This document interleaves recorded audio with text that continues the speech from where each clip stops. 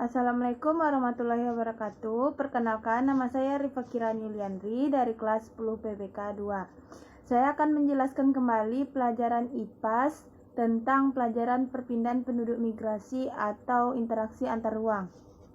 Migrasi merupakan bentuk interaksi antar ruang yang mengakomodasi pergerakan orang dari suatu wilayah ke wilayah lainnya.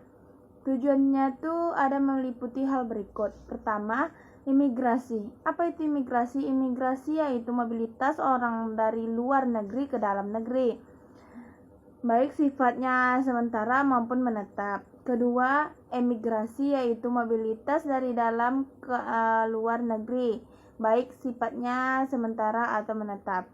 Ketiga, urbanisasi yaitu mobilitas penduduk dari desa ke kota yang bersifat permanen. Keempat, ruralisasi yaitu mobilitas penduduk dari kota kembali ke desa.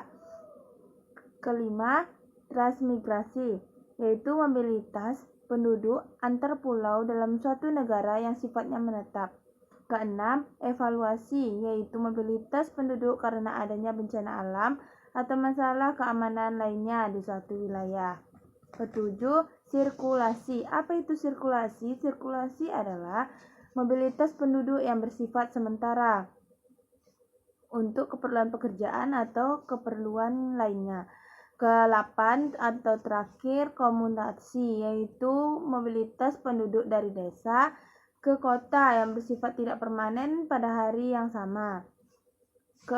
Yang B, komunikasi. Apa itu komunikasi? Yaitu adalah interaksi antar ruang yang melibatkan pertukaran ide atau gagasan baik secara langsung maupun tidak langsung. Contohnya, siaran televisi menyalurkan atau menyiarkan kejadian-kejadian aktual di suatu wilayah.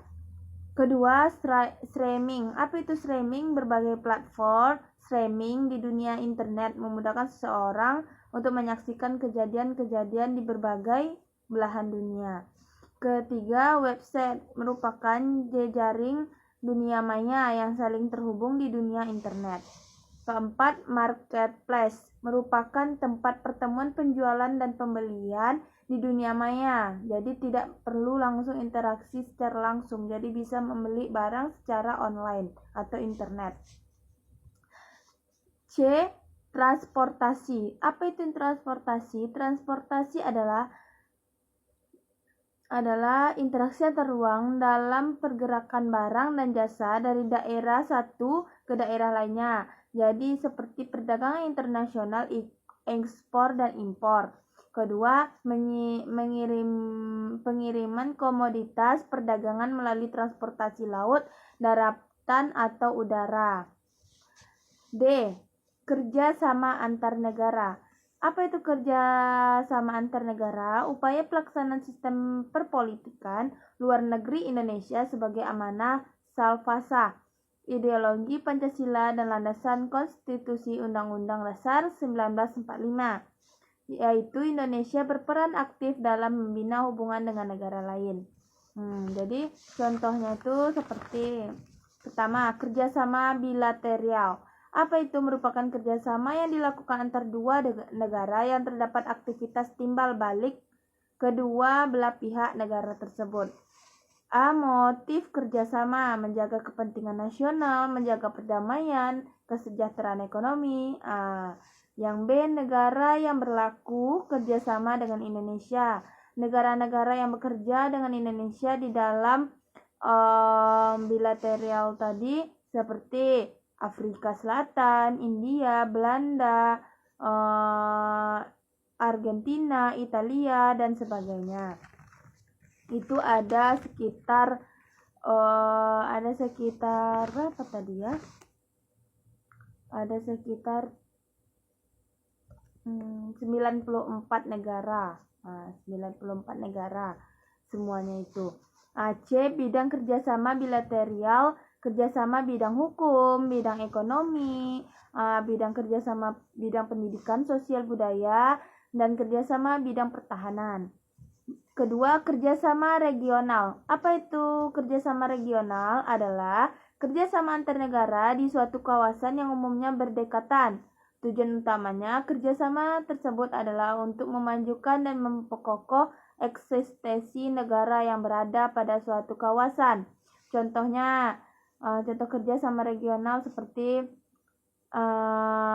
ASEAN adalah organisasi kerjasama multi bidang yang dilakukan oleh negara-negara di wilayah.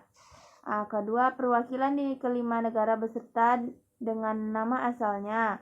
Indonesia, Malaysia, Singapura, Filipina, Thailand. Nah, seperti itu negara-negaranya. Latar belakang berdirinya ASEAN, persamaan letak geografis, persamaan budaya, terus persamaan nasib, persamaan tujuan gitu. Berikutnya, tujuan-tujuan didirikan ASEAN meliputi hal-hal berikut: mempercepat pertumbuhan ekonomi serta kemajuan sosial budaya. Kedua, mengupayakan perdamaian dan stabilitas regional dengan menghormati keadilan dan supremasi hukum. Ketiga, mengupayakan kerjasama aktif dan bantuan timbal balik. Keempat, saling memberikan bantuan dalam pelatihan dan fasilitas penelitian. Kelima, bekerja sama secara lebih efektif. Keenam, mempromosikan pertukaran pelajaran di Asia Tenggara. Keanggotaan ASEAN ini menjadikan 10 negara berikut daftar negara anggota ASEAN. Apa-apa aja itu? Indonesia pada tanggal bergabungnya 8 Agustus 1967. Malaysia, Singapura, Thailand, Filipina, Brunei Darussalam, Vietnam, Laos, Myanmar, Kamboja. Itu ada tanggal-tanggal bergabungnya. Kedua, Asia Pasifik. Itu ada juga negara-negaranya. Negaranya ada 21. Bisa saya bacakan seperti Australia, Brunei Darussalam, Indonesia, Jepang, Papua, Nugini, Rusia, dan lain sebagainya. Berikutnya, kerjasama multilateral. Itu seperti multilateral itu seperti bentuk kerjasama yang melibatkan lebih dari 2 negara ataupun kelompok. Kelompok seperti ada Perserikatan Bangsa-Bangsa, struktur organisasi PBB, Majelis Umum, Dewan Keamanan, Dewan Ekonomi dan Sosial, Dewan Perwakilan, dan Mahkamah Internasional. Kedua, PBB yang memiliki lembaga-lembaga khusus seperti World Trade Center Organization atau disingkat WTO, merupakan organisasi perdagangan dunia yang memiliki kewenangan mengatur perdagangan. Berikutnya, International Monetary Fund seperti atau disingkat IMF, merupakan lembaga yang menjadi bagian dari sistem PBB. Berikutnya yang terakhir, Organization of Islamic Cooperation atau disingkat OIC, atau Organisasi Kerjasama Islam, yaitu organisasi solidaritas sesama muslim di dunia. Hanya sekian yang bisa saya jelaskan. Saya pamit undur diri. Assalamualaikum warahmatullahi wabarakatuh.